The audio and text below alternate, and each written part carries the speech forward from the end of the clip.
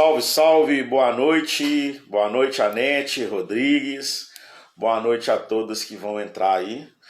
Hoje nós temos uma live especial, muito mais que especial. Vamos tratar de um assunto bem interessante. Você me ouve bem aí, Anete? Tá tranquila aí a transmissão? Tirando meu rosto cansado. Bem-vinda, como sempre, Anete, e semana que vem é a sua live. Espero que você esteja bem animada para poder fazer essa live conosco. Boa noite, Dr. Leandro Santos, que acaba de entrar também. E aos poucos nós vamos esperando as pessoas entrarem, sobretudo a doutora Valéria, que irá trocar uma ideia muito importante com a gente. Luciana, quanto tempo, Luciana? Boa noite, Luciana Paula, Jardim Montanhense, bons tempos de adolescência. Nívia também entrando aí. Doutor Silvio, sempre presente, né? A doutora Valéria já está presente, é uma honra inenarrável ter a presença dela. Já vou convidá-la para estar conosco. Uma boa noite, doutor Roberto Adão, meu grande amigo, meu grande irmão, uma pessoa que tem uma família incrível, que eu tenho uma estima muito grande, sobretudo com a Aline, que é a filha mais nova do Roberto, é a nossa futura advogada. Aceitei aqui a doutora Valéria e vamos começar a nossa live, que a gente tem muito bate-papo, muita ideia boa. Olá, boa noite, doutora Valéria. Tudo bom, doutor Gilberto? Tudo bem, você me ouve bem aí? Estou te ouvindo bem. Você me desculpa o atraso, mas aqui no Rio de Janeiro estamos sem água. Vixe! Então por isso que eu me atrasei um pouco, eu estava fazendo alguns ajustes, tá bom? Mas me perdoe. Não, tranquilo. Tá, o calor? Não, antes de começar, eu quero continuar mandando uns salves aqui para a doutora Regiane. Eu tô vendo. Tá, o pessoal entrando, vai falando. Boa noite, pessoal. O pessoal que está entrando, boa noite. Desculpa o atraso, tá? Não, tá dentro do tempo, tranquilo. Saudar a nossa amiga doutora Carla Hadi, que é uma das diretoras da comissão da OAB Jovem de Minas Gerais. Enfim, todos que estão e todas que estão nos presenteando hoje, né, doutora Valéria? Não, com certeza. Boa noite a todos. Eu não enxergo, eu tenho que colocar o óculos, mas estou vendo que está entrando o pessoal aqui. Mas, se sintam-se...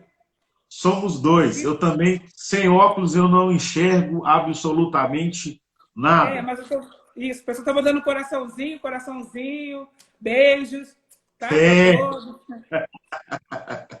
É isso mesmo. Pessoal, quem está presente aí, já começando o nosso bate-papo, né? Nós temos a doutora Valéria Santos, uma advogada, mulher negra de muita luta. Certamente hoje nós ouviremos algumas histórias dela em relação à advocacia, em relação à resistência ao racismo, em relação à quebra de prerrogativas. Enfim, é um bate-papo muito enriquecedor, né? Nós colocamos como tema principal da nossa live hoje racismo, colonialismo e as formas de opressão. Porque dentro do contexto da nossa conversa hoje, nós estaremos abordando todas essas questões, obviamente não elencadas na sequência, mas a sequência de pensamento é totalmente essa. Então, doutora Valéria, novamente, boa noite, seja bem-vinda. Se apresente para todos e todas que estão nos acompanhando nesta noite. Diga quem é a doutora Valéria. Gente, pessoal, boa noite. Eu vejo que o pessoal está entrando realmente aqui, está com vontade de assistir essa live. Doutor Gilberto. Primeiramente, doutor Gilberto, muito obrigado pelo convite. Tá? É a segunda vez assim, que a gente tem um contato. Eu conheci o senhor assim, num evento, infelizmente, vamos dizer assim, desagradável que aconteceu comigo, mas eu vi assim, nos seus olhos, no dia que o senhor foi no meu desagravo, você estava muito triste com aquilo que aconteceu. Então, assim, novamente, eu lhe agradeço, tá, pelo convite e por ter estado no meu desagravo. E quem sou eu? Eu sou Valéria Santos, eu sou advogada, formada desde 2016, tenho 49 anos, sou mãe de 2 meninos, já adultos, né? Não, perdão. Um já adulto e um adolescente, quase terminando a adolescência. E sou uma advogada ativista, tá? Porque além de você... Quando o advogado ele é negro, ele tem que ser advogado e também ativista. Eu penso assim, tá? E sou uma mulher que mora em comunidade no Rio de Janeiro, que é em Mesquita, na Baixada Fluminense. Não tenho vergonha de dizer isso, tá? Porque a comunidade tem muitas pessoas de bem e a gente tem que respeitar as pessoas que vivem na comunidade. Então, eu moro na Baixada Fluminense, em Mesquita, no bairro chamado Chatuba. Tenho minha casa, tenho meus vizinhos, meus parentes que moram próximos, tenho o Fórum de Mesquita onde eu atuo, Nilópolis, Nova Iguaçu, e às vezes também eu vou a Caxias também. Tá? Mas essa sou eu.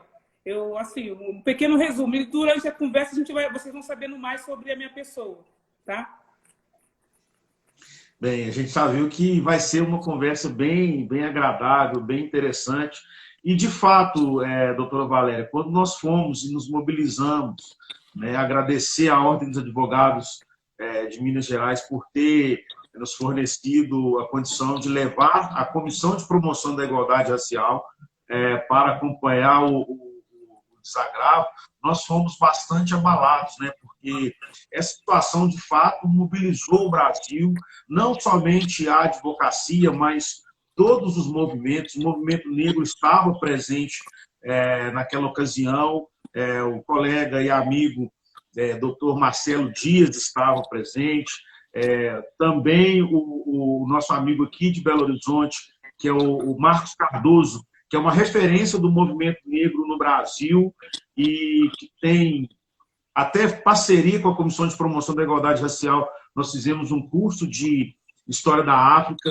Então, assim, todos nós ficamos muito sensibilizados, horrorizados com a situação que aconteceu ali. Então, nós não poderíamos, de forma alguma, nos furtar de estar presente ali naquele momento, te dando aquela força e, sobretudo, mostrando a força da advocacia negra no que tange a lutar contra o racismo e a lutar com toda forma de opressão, com todas as formas de violações das prerrogativas. Então, o prazer era nosso de estarmos ali e cada um que estava, eu tenho certeza que sentia, de fato, a energia que emanava de você, uma energia de resistência e de luta. Então, foi muito bom estar lá, o momento não era bom, mas foi muito bom estar lá, justamente para sentir essa energia sua e nos sentirmos mais fortes, né? Nos fazermos mais fortes, mais uníssonos e mais coletivos.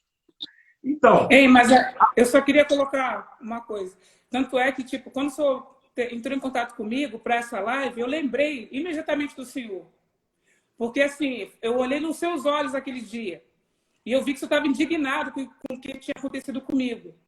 E naquele dia do meu desagravo, ali eu senti que, tipo assim, realmente eu preciso ser advogada. Não tem como. Tipo assim, eu me sentia realmente representada, realmente abraçada, sabe? Tanto pela OAB do Rio, como as outras seccionais, subseções também. Então, tipo assim, eu agradeço todos que compareceram, porque é o seu esforço de cada um. Por mais que a OAB, a subseção daí de Minas, tenha ajudado, tem todo o esforço também de deixar o seu escritório, entendeu? Deixar seus clientes e tirar um dia para vir até o Rio de Janeiro. Então, eu sei como que é isso. É um sacrifício, mas é um sacrifício pela causa, entendeu? E eu vejo, tipo assim, não pode ter somente o recorte racial, porque a advocacia tem que ver numa coisa mais ampla, certo? Se um advogado ele tem a prerrogativa dele violada, não é só eu, Valéria, por ser negra, não é isso. Pode ser qualquer um advogado. Se a gente começar a pensar assim, não é verdade? Sim, concordo plenamente. A luta pela defesa das prerrogativas, ela compete a todo e qualquer advogado. E nós, que somos taxados de sermos membros da Casa da Cidadania, a saber, a OAB, toda advogada, independente de ser negro ou não negra, tem por obrigação estar na luta antirracial. Então, aquele momento também foi um momento onde nós pudemos sensibilizar toda a advocacia, conforme a minha colega, amiga de conselho, doutora Elza Messias, está colocando aqui agora. A advocacia não é profissão para covardes, é para mulheres como a Valéria. Assim, doutor Gilberto, eu juro para o senhor, de todo o meu coração, eu não queria que chegasse àquele ponto. Eu não queria. Tanto é que eu chamei o delegado de prerrogativas. Entendeu? A minha atitude ali, a minha postura, era apenas apontar e demonstrar as violações das prerrogativas. Aí eu falei assim, não, tudo bem, fica aqui que eu mesma vou chamar o delegado. Entendeu? Para ficar registrado ali a minha, assim, impugnações, entendeu? O descaso estava sendo feito naquela sala. Mas, assim, chegou um ponto que, tipo assim, eles realmente esqueceram que tinha um advogado ali na sala de audiência, esqueceram que aquilo ali era uma sala de audiência, tá? E fizeram aquele, assim, uma coisa... Eu sempre, quando eu penso na cena, eu falo assim, gente, se entrasse um cachorro naquela sala, eles não poderiam tratar daquela forma. Se entrasse um cachorro, assim, desorientado, eles não poderiam pegar um cachorro e tratar daquela forma como me trataram. Simples assim. Entendeu? Então, a minha luta até hoje é sobre isso. Entendeu? O tratamento que foi assim, que foi muito potente, foi assim na potência máxima da ignorância, entendeu? De não respeitar um advogado, entendeu? Entendi. E dentro dessa vertente, né, além de advogado, a gente a gente entende que existe, doutora Valéria, a questão do racismo, tanto estrutural quanto o racismo institucional. Nesse episódio em específico e no dia a dia, na nossa militância, eu costumo, quem me acompanha nas redes sociais, sabe que eu sempre coloco na labuta diária, então eu vou usar esse jargão meu.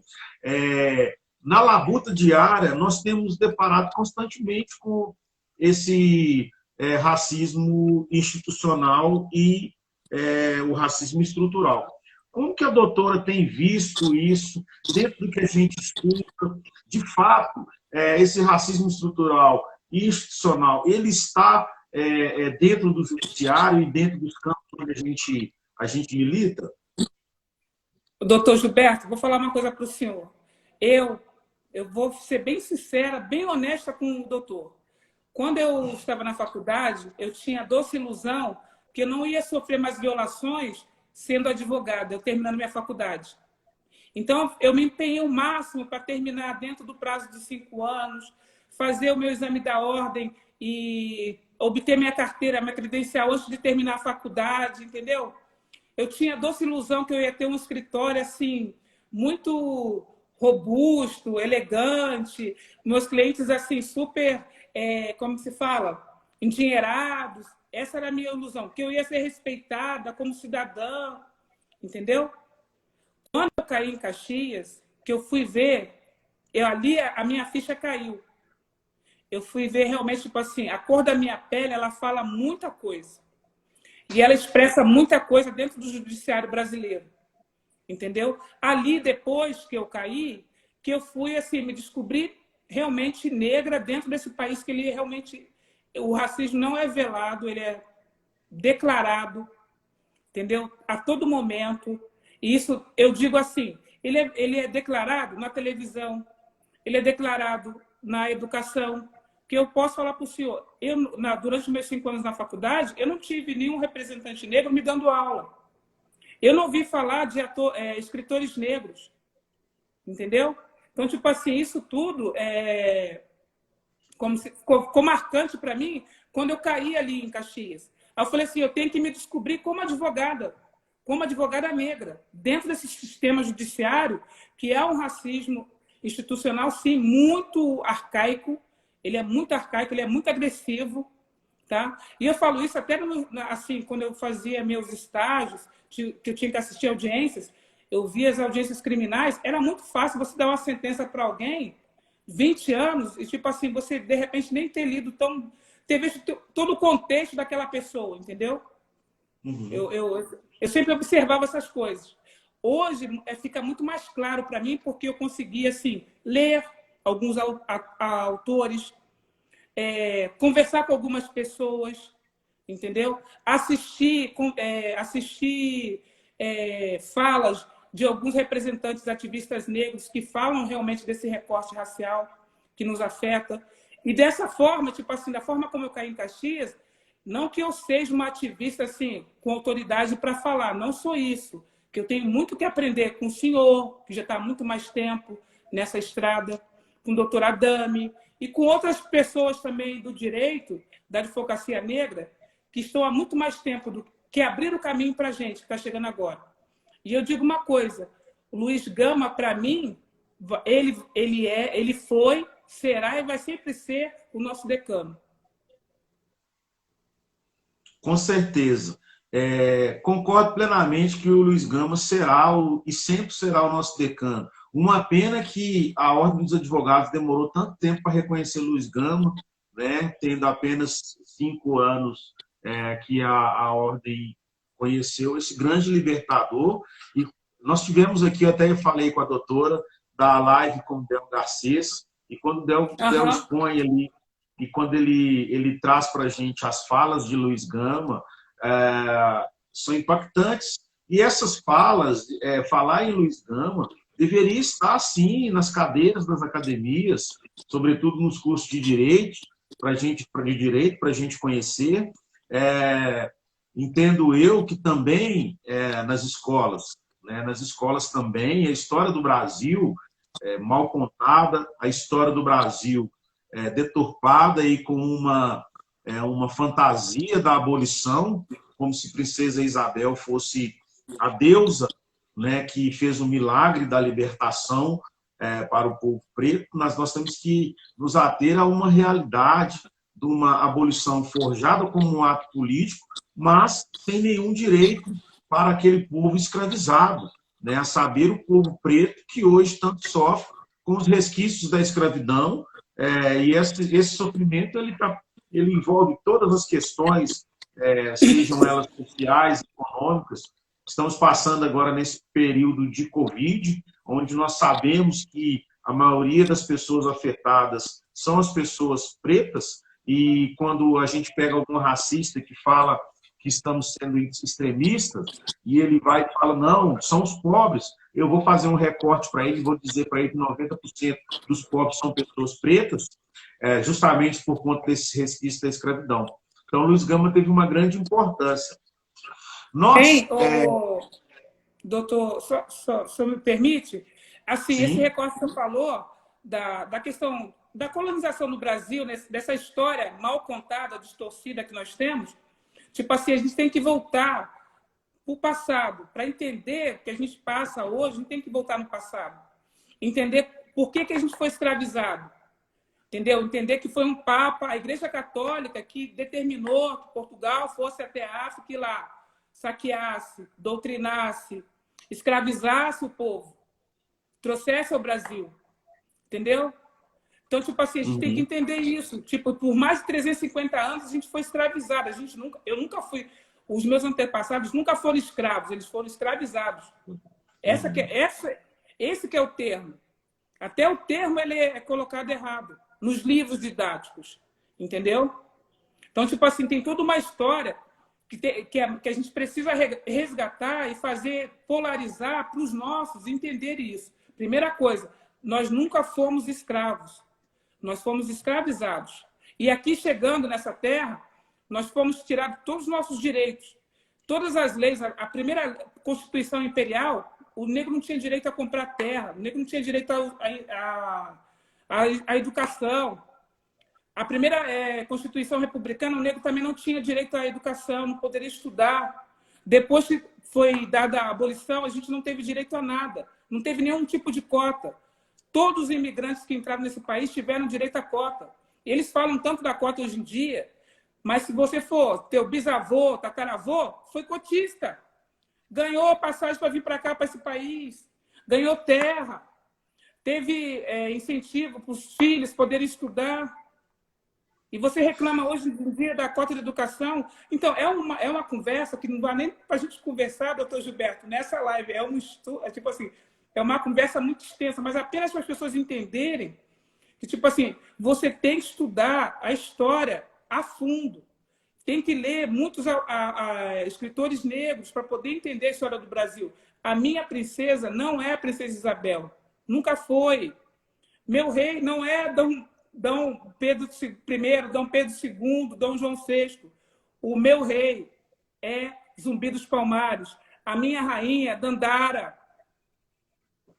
Maria Filipa.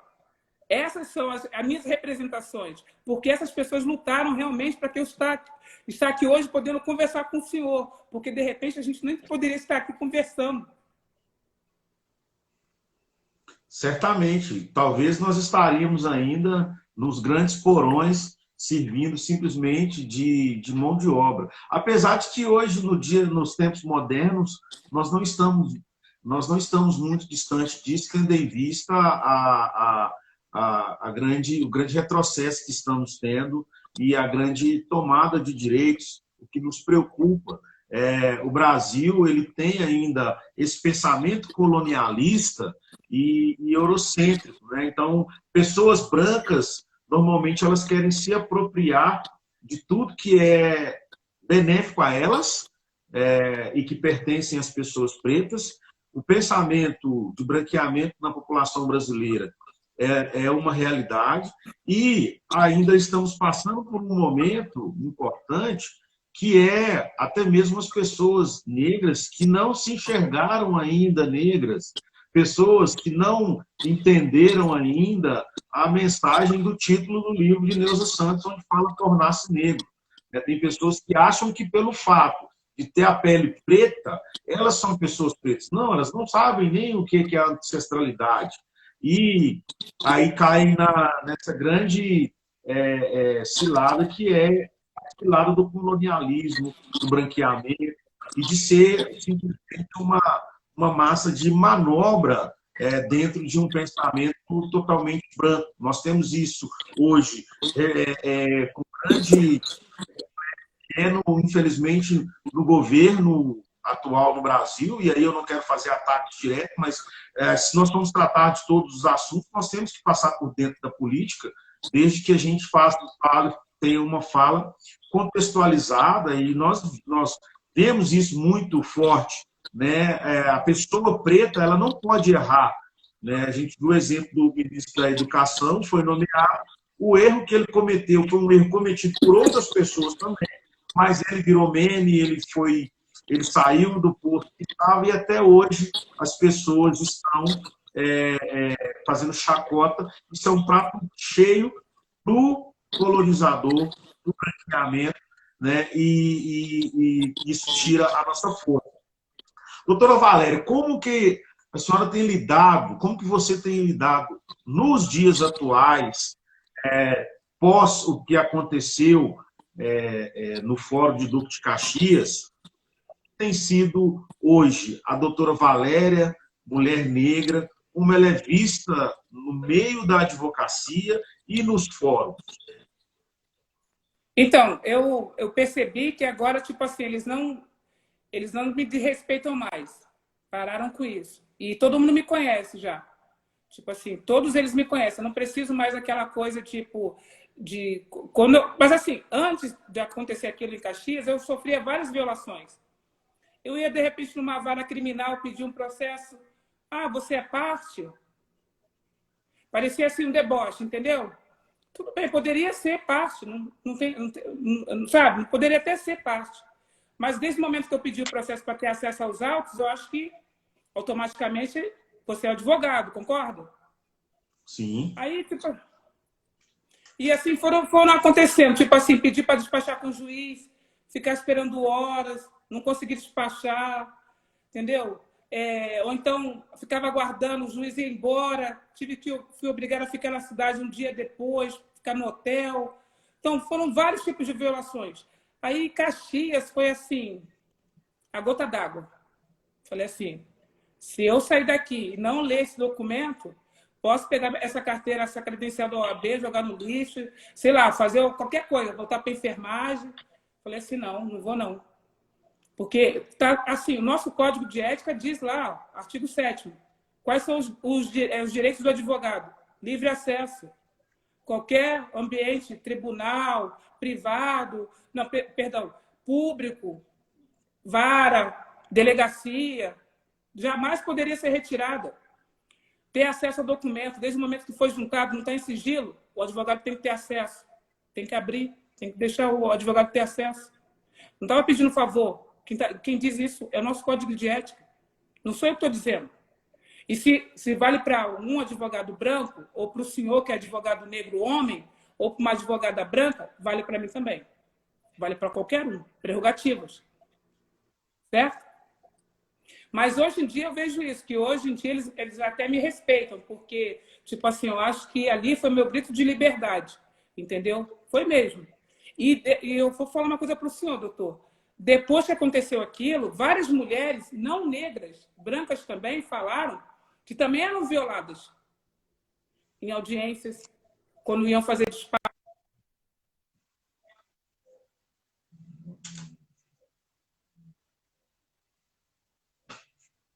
Deu uma sumida na imagem da doutora Valéria.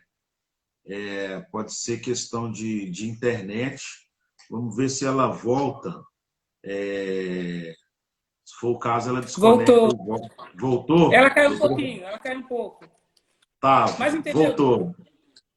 Pode mandar. Entendeu? Entendi. Entendi. E, assim, mas eu queria colocar... O senhor tocou uma questão política, e eu sou muito ligado em política, economia, entendeu? Tento estar interligado em tudo que está acontecendo no país. E que eu vejo, hoje em dia, no Brasil, se fala muito em privatização. Vamos privatizar. Privatizar Banco do Brasil, privatizar os bancos estatais, privatizar as empresas. Tá, pergunta ao senhor, fizeram o dever de casa? A população... Não, o dever de casa que eu digo é tipo assim, a educação, tipo assim, a população tem um saneamento básico para todos? A população erradicou o analfabetismo? Você tem uma desigualdade muito, assim, muito distante uma da outra, da população? Então, não fizeram o dever de casa, não tem como você pegar e entrar com um sistema liberal, cara. Não tem como. Simples assim. Entendeu? Eles têm que fazer ainda o estado social. Eles têm que pegar ainda, dar uma assistência à população, para depois começar, aí sim, a começar a pegar e vender, se você quiser vender, mas no momento não tem como. Mas o que eu vejo é assim, sinceramente, eu vejo que a elite brasileira, que é uma elite escravocrata, essa que é a verdade, e a classe média alta, eles preferem virar uma colônia dos Estados Unidos, tipo Porto Rico, do que entregar o poder, dividir o poder à população que vive aqui, que é a população negra, parda, indígena, que nós estamos chegando, a gente está se educando, a gente está sentando entrar nessas esferas de poder que eles não deixam, eles tentam nos eliminar. Mas eles preferem virar uma colônia americana. Eu sei, porque eu morei nos Estados Unidos. Os Estados Unidos é um país imperialista. Eles gostam de dominar o mundo, é o xerife do mundo. Quer mandar em qualquer lugar, em toda parte. Vê o que está acontecendo agora com a Venezuela. Vários boicotes à Venezuela. Entendeu? Então, tipo assim, eu fico muito triste com o Brasil, porque é um país enorme, um país cheio de recursos, com pessoas maravilhosas. E você pegar e ficar nessa posição de vassalagem, de querer se entregar ao sistema americano, eu acho isso assim um absurdo, isso, sabe? Meu modo de ver. Entendo. E eu concordo plenamente, é justamente isso mesmo, não tem outro posicionamento. Essa dominação que é imposta, ela hoje, sobretudo, a gente vê mais explícito essa questão de querer ser uma colônia dos Estados Unidos. Mas o que eu acho mais interessante é que as pessoas querem ser colônia dos Estados Unidos e querem copiar os Estados Unidos, né? Mas elas desconhecem que as ações afirmativas começaram na década de 60 nos Estados Unidos, através de John Kennedy e seus políticos. Então, copiar algumas coisas é muito fácil, mas quando entra na pauta preta é muito complicado. Agora, uma questão que, dentro dessa conversa, doutora Valéria, eu observo e eu vejo pela sua fala, nós entramos dentro de uma questão em que você coloca a questão da mulher, sobretudo a mulher negra. Nós temos ainda um sistema de justiça muito patriarcal, né? Nós temos ainda a invisibilização da mulher na advocacia e nos tribunais, mas, sobretudo, a tripla violação da mulher negra. Isso tem afetado diretamente em todos os dias, correto? Não, assim, é como se a gente... É uma rotulação, é tipo assim, a mulher negra, tipo assim, ele só vem ver a gente representada como serviçal. A gente realmente está ali como servente. Eles nunca querem observar a gente como ser pertencente e pensante também. Tipo, quer ver uma coisa? Eu adoro direito tributário. Saco muito direito tributário. Mas se você perguntar para um colega, falar assim, Valéria, vem fazer uma mesa comigo de direito tributário. Ele vai achar que eu não tenho capacidade para fazer. Só posso falar de igualdade racial. Só posso falar de racismo. Sendo que eu sei o seguinte, que na OAB ela tem que mudar o formato dela nas comissões. Eu, Valéria, penso assim, se você for falar de direito tributário, você tem que chamar alguém da igualdade racial para poder falar que a mulher negra é a que mais paga imposto nesse país e que menos ganha. Entendeu? Se você for falar sobre direito de penal, você tem que também chamar alguém da igualdade racial para poder falar sobre a questão penitenciária, onde está a maior população negra que está encarcerada. Você entendeu? A questão, tipo assim, o Estado ele só chega para punir a população negra. Ele não chega. Eu falo isso com experiência própria. Eu saí do direito penal, não queria mais trabalhar com direito penal. Por quê? Quando eu chegava nas audiências, eu via que o cliente ele não sabia nem escrever direito. Então, quer dizer, o Estado, tipo assim, ele foi omisso a vida inteira do rapaz, daquele adolescente. O Estado não deu uma boa educação, não ofereceu um esporte, não ofereceu, tipo assim, uma renda para aquela família para poder formar um cidadão. Mas aí, quando chegou, que ele cometeu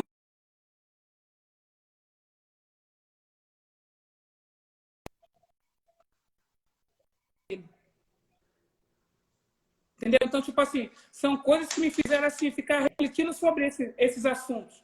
Porque essa questão, o corte racial, ele tem que ser discutido em todas as pautas da OAB. A gente tem que levar o corte racial. Não tem como você não discutir. Para a gente poder evoluir, dar um passo à frente. Entendeu? É tipo, doutor Gilberto, é tipo na época da ditadura militar. A OAB, ela estava sempre presente em todas as pautas relacionadas à questão de direitos humanos da ditadura militar, a questão legislativa, a questão dos presos políticos. Está entendendo? Sim. Então, a mesma coisa agora, porque o racismo no Brasil, não é que ele cresceu, não, ele sempre esteve presente, mas agora as pessoas começaram a se informar e começaram a externar isso e também a provocar o judiciário em querer que puna essas pessoas que começam a violar direitos humanos. Que todo dia você escuta no Brasil um caso de racismo. Todos os dias. Hoje mesmo teve um caso em Florianópolis. Ontem teve um outro caso em São Paulo. Todos os dias. Mas eu fico feliz. Eu não acho isso ruim. Eu acho isso muito bom. Porque isso demonstra que a gente está fazendo o trabalho certo. O senhor fez um trabalho bom. O doutor Adame fez, entendeu? As comissões fizeram, tipo assim, os movimentos fizeram também, porque as pessoas estão se conscientizando. Porque antigamente as pessoas sofriam racismo e ficavam caladas. Entendeu? E a intenção do opressor, né, falar em oprimir, a intenção do opressor é justamente silenciar, né? E eu notei aqui algumas questões, você me fala muito bem do recorte.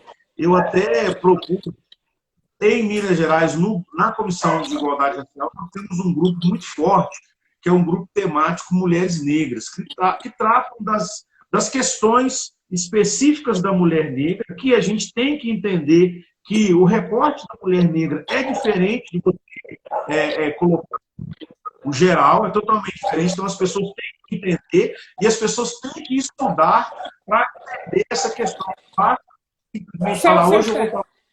Só um instante. Quer ver? O senhor colocou um ponto bem assim, importante. Quer ver uma coisa? Se chegar assim, num fórum, um advogado branco, de terno, nem precisa colocar gravata, mas ele chegar assim de terno, blusa social, aí chega o senhor também de terno, gravata, e chega eu também arrumadinha, assim, como advogada, como eu coloco, minha calça social, minha blusa e tal. As pessoas vão pensar que o rapaz, ele de repente é meu cliente. Ele não é advogado, ele é meu cliente. Vão pensar que ele é o advogado e eu sou a cliente. Você entendeu? Porque Sim, na mentalidade brasileira, o homem em si, ele é universal, ele não tem um recorte. Tipo assim, ele é o advogado. Ela não, ela pode ser qualquer coisa, menos advogado, entendeu? Foi o que aconteceu comigo, eu acho que em Caxias. Ela realmente não imaginava que eu fosse advogada. Entendeu? Ela pensou que, tipo assim, sentou aqui com a irmã dela para poder assistir a audiência, entendeu? Aham. Então, Entendi. é isso que a gente tem que mudar no país. Tipo assim, esse recorte nosso da mulher negra, a gente ser vista como ser... O meu corpo, olha só, é engraçado isso. A gente fala muito sobre isso quando a gente se encontra. Eles construíram um corpo da mulher negra como só serviçal. Eles não conseguem ver a gente de outra forma, como gente pensante. Por mais que, tipo assim, eu vá fazer mestrado, vá fazer pós-doutorado, quando eu saio na rua, aquilo tudo não faz parte da minha vida. Tá entendendo? Eles, tipo assim, eles não conseguem visualizar que ali existe uma pessoa que, de repente, é graduada, que, de repente, fez um mestrado. Eles não conseguem ver isso, porque a população... A cabeça do brasileiro é tão, assim, limitada que ele só consegue colocar a mulher negra na questão de subversão, tipo assim, de submissão. Entendeu? Essa que é a verdade. E é isso que a gente tenta quebrar. E, olha, eu vou falar uma coisa para o senhor. O que eu estou tentando fazer agora, assim, a nível de virtual, né? Instagram, Facebook, YouTube. Eu estou tentando valorizar essa mulher negra, que é trazer representantes negras que fizeram a história e ainda fazem. Tipo, a gente tem várias mulheres negras aí que estão produzindo muita coisa, fizeram muita coisa no passado, entendeu? E ninguém sabe. Então, se você for no meu Facebook, você vai ver lá, tem várias mulheres do esporte, entendeu? E, tipo, eu até conversei também com o professor João Batista, a gente faz um estudo, todo sábado, estudos africanos, para a gente saber um pouco da nossa história, de representações negras, do movimento negro. Tipo, sábado passado a gente falou sobre o movimento negro unificado, como que foi a criação do movimento negro. Leila Gonçalves, né? Então, que fez parte também, ela foi uma grande pensadora do movimento, uma grande mulher dentro do movimento negro. Então, tipo assim, ali eu tenho quem me espelhar, entendeu? Para até continuar trabalhando, continuar com essa força de querer pegar e produzir. É como eu falei para o senhor, eu não posso ser somente advogada, eu tenho também que ter esse lado também de ativista, entendeu? De mostrar que, tipo assim, a gente tem que acabar com isso, sei lá, não vai de repente acabar agora, mas acabar com meus netos, entendeu? Tem que acabar com isso, não existe essa diferença.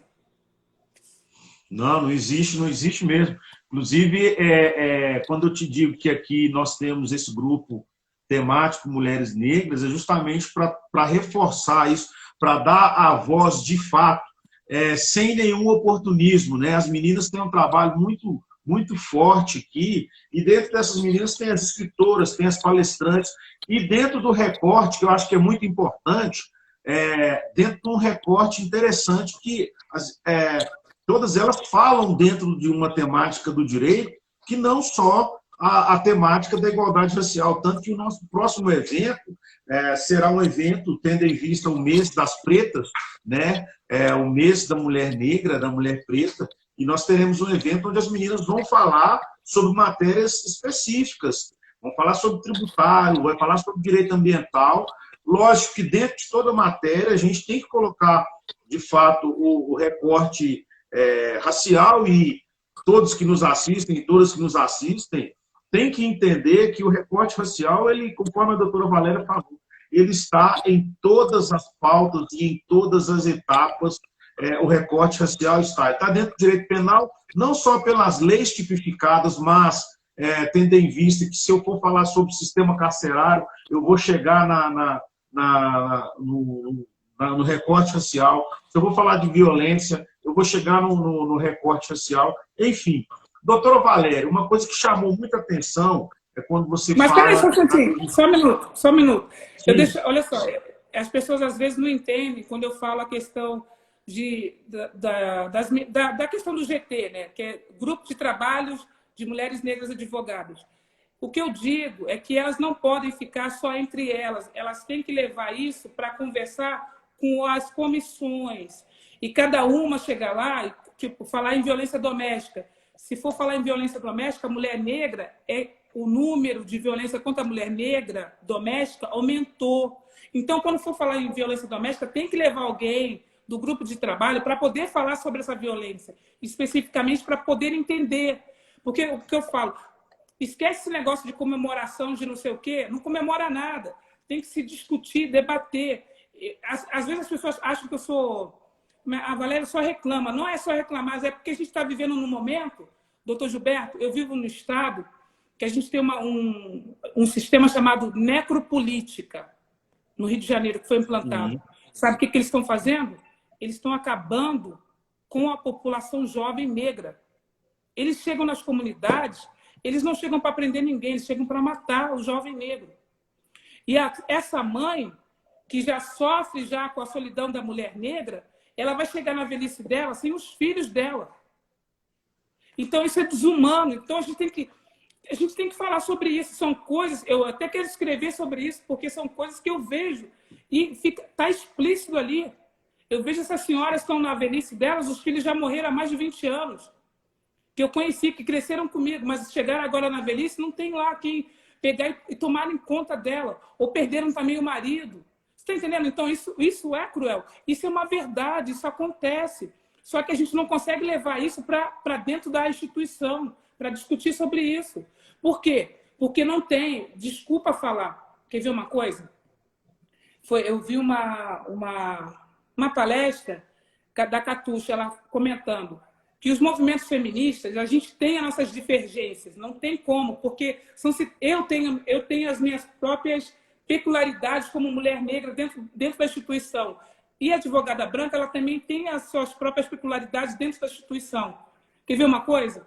A mulher branca, de repente, ela vai lutar pelo aborto. Eu não. Eu vou lutar pela vida do meu filho ficar vivo. Está entendendo? A diferença de interesses? Entendeu? Eu posso até apoiar ela, dela ter direito ao corpo dela ter direito a querer ter direito ao aborto. Nada contra.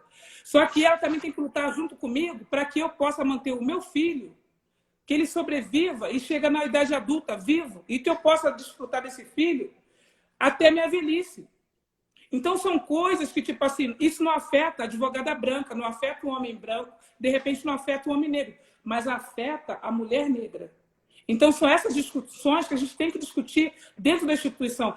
E é isso que eu quero que as pessoas entendam. Eu acho que eu não estou me fazendo entender e as pessoas estão falando assim, poxa, mas ela toda hora quer falar de racismo, toda hora quer falar de racismo, mas é porque o racismo está em todas essas comissões, em todas essas discussões, essas temáticas dentro da OAB. Deu para entender, doutor? Sim, inclusive, o racismo está até nessas pessoas que falam que a gente só quer falar de racismo, né? Porque se elas não tivessem com os resquícios do racismo impregnado nelas, elas teriam, sim, paciência de ouvir o nosso pleito, a nossa voz, como se nós fôssemos um advogado criminalista que defende todas as questões em relação ao tribunal do júri e sempre está falando do tribunal do júri. Então, nós temos que entender essas questões. Eu achei interessante quando você fala a questão de que deixou o direito penal pelas suas questões, né, que foram explanadas. Eu lembrei da entrevista de Mano Brown, em 2007, no Roda Viva, onde perguntam para ele se era muito difícil educar um jovem para ele não roubar, né, se era muito difícil levar a mensagem do Racionais. Então, o Mano Brown vira e fala: o banqueiro rouba, o político rouba, o executivo rouba, o judiciário rouba. Então, não tem nenhuma educação para esse jovem não roubar. Ele só não vai roubar o amigo dele que convive com ele. No geral, o exemplo que ele tem é o exemplo desse Estado que permite todas essas coisas. Então, quando você traz isso, me faz lembrar muito essa questão. E quando você fala também dessa necropolítica, eu lembro sempre do Estado brasileiro com uma busca do branqueamento da população. Então, esse genocídio da juventude negra e esse encarceramento da juventude negra, eu tenho para mim também que é uma forma de branqueamento da população, tendo em vista que, observe, são pessoas que estão extremamente em período fértil. Né? Então, eu faço muito essa analogia, né? Porque é importante a gente pensar nas subjetividades que existem e ferramentas e modos de ocultar o racismo.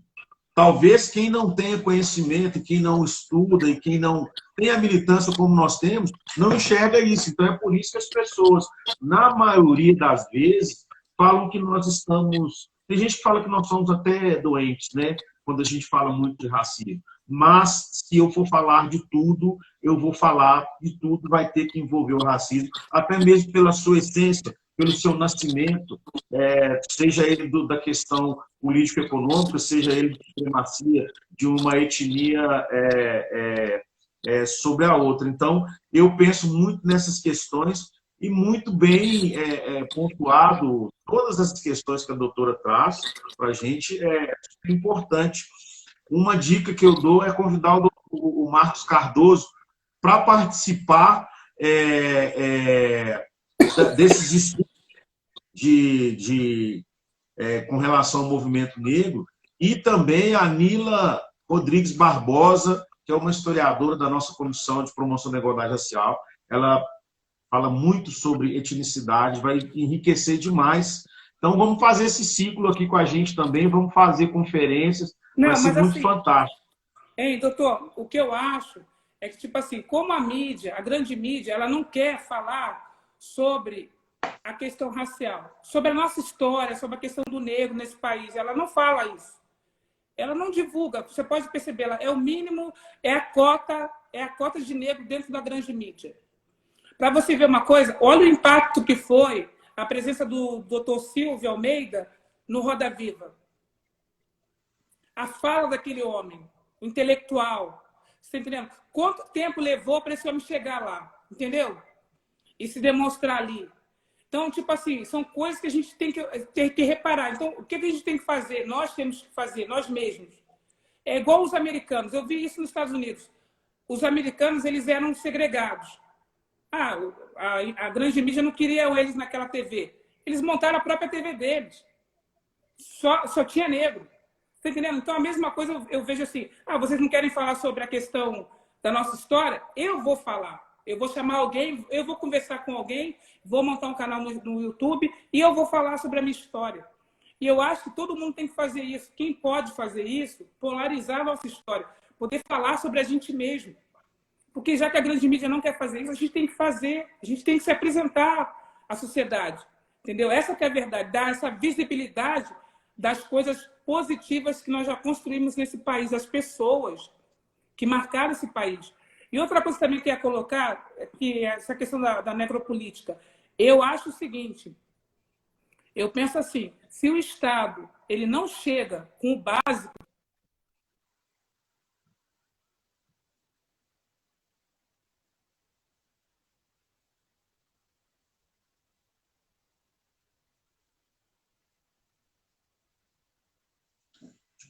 perdão, agora voltou. Caiu de novo. Voltou. É rapidinho, só para concluir. Essa questão da necropolítica. Eu vejo assim, se o Estado...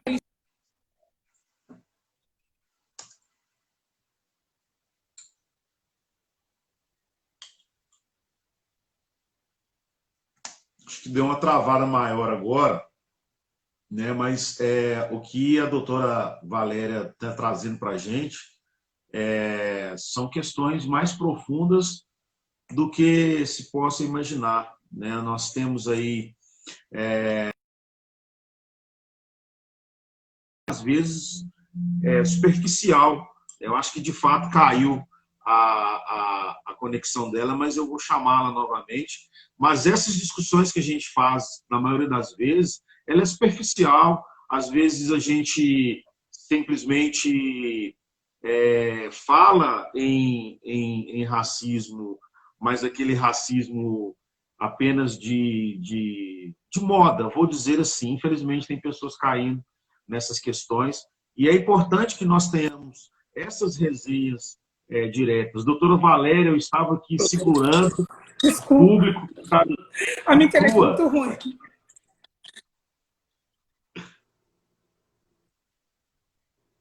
A palavra é sua. A minha internet, ela, de vez em quando...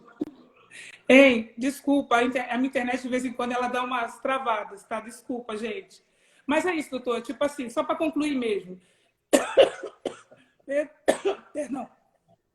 Eu acho que o Estado, se ele não chegar com o básico, que é educação, habitação, saúde pública, saneamento básico, ele não pode, ele não tem legitimidade de vir só com a segurança pública, só com a violência, só com a polícia militar, com a polícia civil dentro da comunidade. Se ele não faz o dever de casa, ele perde a legitimidade dele. Ele não fez o básico. Se ele vier com tudo isso, aí sim ele pode entrar com a polícia militar, com a polícia civil.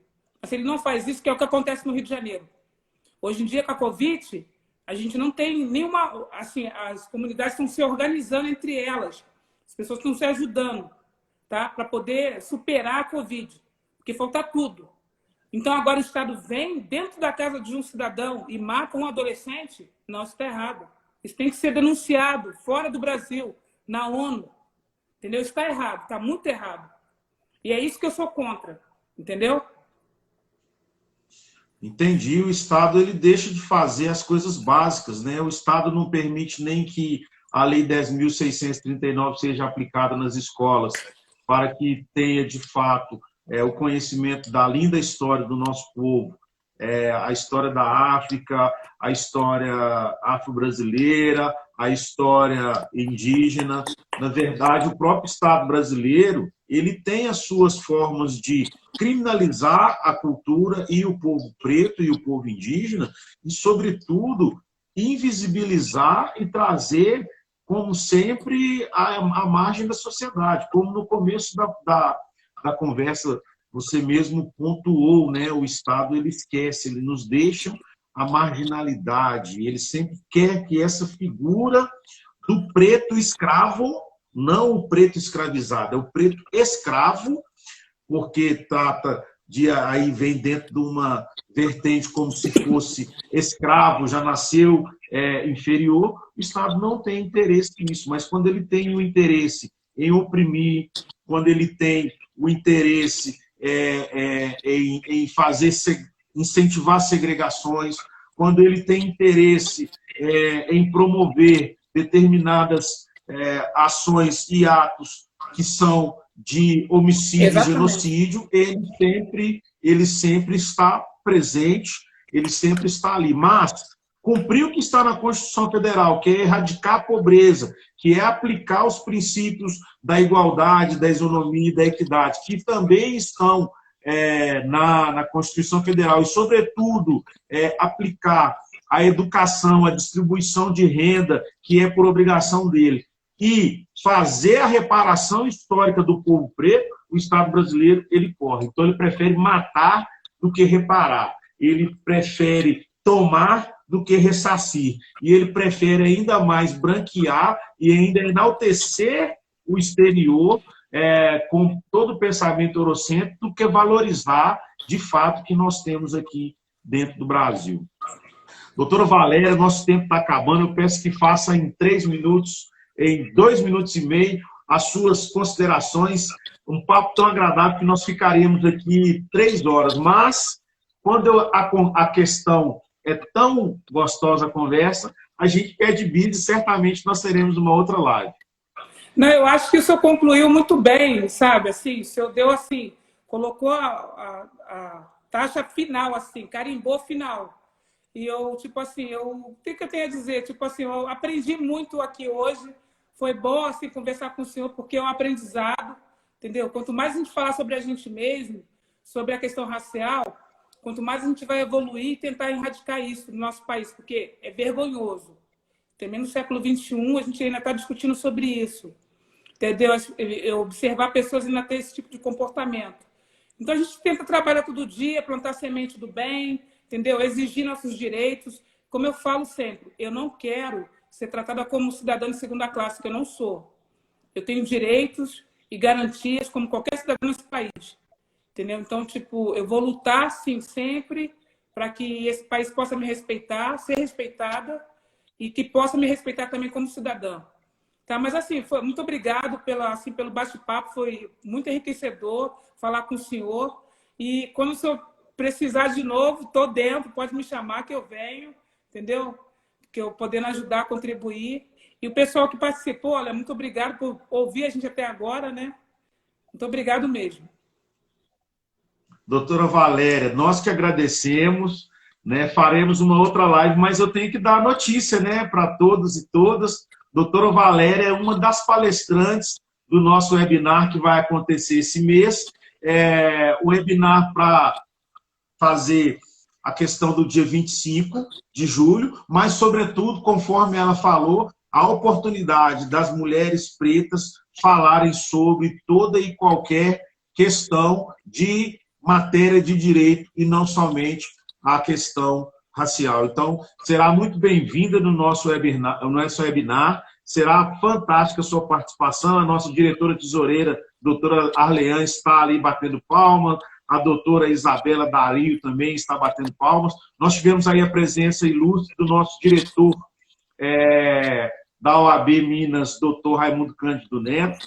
E, na pessoa dele, eu saúdo o nosso presidente, Raimundinho, que também tem lutado veementemente contra o racismo conosco. Então, doutora Valéria, muito obrigado. Obrigado a todas e todas que acompanharam essa live. Esperem que vai ter, além do BIS, vai ter também a participação da doutora Valéria no nosso webinar. Doutora Valéria, muito obrigado. Tá, boa noite. Tchau, gente. Um beijo. Gente, obrigado, boa noite. Um beijo para todos e todas.